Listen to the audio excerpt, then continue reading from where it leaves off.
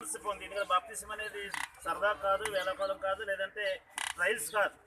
నిజంగా మారు మనసు పొంది యేసు ప్రభువును నమ్మి మన పాపములందరూ ఒప్పుకొని విడిచిపెట్టి యేసుక్రీస్తు రక్తంలో కడగబడ్డాను నమ్మకం మనకుంటే ఆ మనస్సాక్షికి జవాబుగా బాప్తిసం అంతే.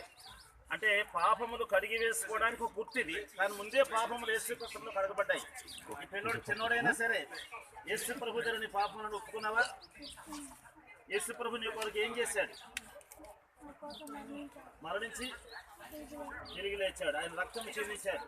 మరి నీ పాపములందరూ ఒప్పుకున్నావా? విడిచిపెట్టావా? కొత్త జీవితం జీవించడానికి ఇష్టపడుతున్నావా? తల్లిదండ్రులకు విధేయుడిగా ఉంటావా? దేవుడు చెప్పినట్టుగా నడుచుకుంటావా? బైబిల్ ప్రకారంగా జీవిస్తావా? కొత్త జీవితాన్ని జీవిస్తావా?